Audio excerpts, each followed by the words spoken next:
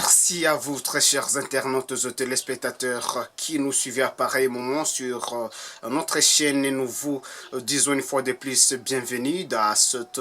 production du jour ce matin du 9 décembre 2024 où nous sommes faits pour vous informer sur plusieurs situations qui continuent à prévaloir à l'est de la République démocratique du Congo entre les forces armées FARDC soutenues par le volontaire pour la défense de la patrie VDP Wazalendo dans plusieurs localités et territoires de la province du Nord Kivu où actuellement ils sont en train de contenir l'ennemi sur plusieurs lignes de front en train de résister contre les attaques répétées de ces agresseurs de 23 soutenus par le Rwanda. Sur ce, nous vous demandons de pouvoir vous abonner nombreux, vous abonner massivement sur la chaîne et continuer toujours à partager nos informations aux autres pour que ces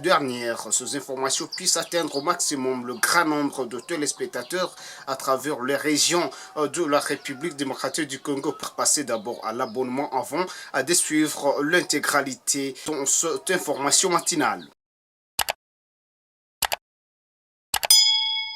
Bien, merci de pouvoir vous abonner nombreux sur la chaîne. Chers internautes et téléspectateurs, les forces armées de la République démocratique du Congo ont su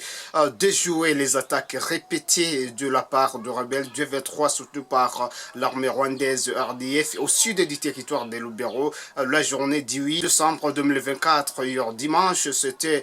juste la 7e journée consécutive des affrontements entre ces deux belligérants dans la région de Kasségué, une région située à 60 km de Lubero centre. Et là, nous sommes en territoire de Lubero, toujours en province du Nord Kivu, principalement à l'est de la République démocratique du Congo. Ces affrontements qui avaient surgi pour la 7e journée consécutive de cette partie sud du territoire de Lubero, où les forces armées congolaises soutenues par le VDP Wazalendo n'ont pas cette semaine hésité de déjouer les attaques terroristes perpétrées par le rebelle du 23 RDF. Dans cette région, ils sont en train actuellement de lancer des offensives contre les positions des forces armées en cette période en violation flagrante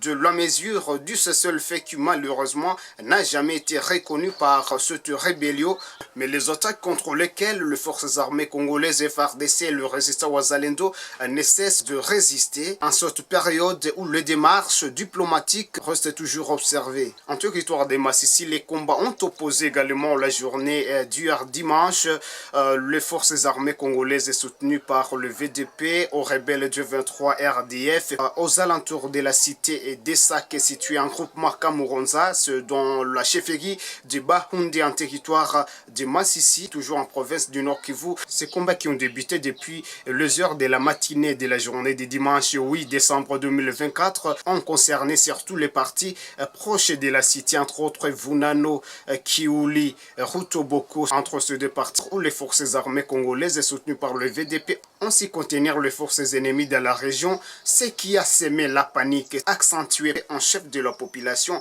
surtout les passagers qui étaient en train d'utiliser la route Goma-Kichanga et les autres qui pourraient voyager de Goma-Mushaki. Peu d'heures avant le déroulement des affrontements entre ces deux parties, il y avait eu de largage de bombes de la part du 23 RDF dans l'agglomération de Kimoka. Vers la soirée samedi 7 décembre 2024, le largage ayant entraîné deux pertes de vies humaines, d'une personne a été morte et d'autres blessés comme dégâts causés par ces largages de bombes de la part du 23 la soirée du samedi 7 décembre 2024. Mais le largage à l'issue duquel il n'y avait pas été signalé deux affrontements directs entre les forces armées congolaises et le M23 RDF. Merci chers internautes et téléspectateurs de pouvoir suivre cette première diffusion sur notre chaîne et nous vous demandons de rester abonnés nombreux, continuez toujours à vous abonner au maximum, continuez également à partager nos informations aux autres. Pour celui qui ne sait pas encore comment s'abonner, c'est activer la cloche des notifications,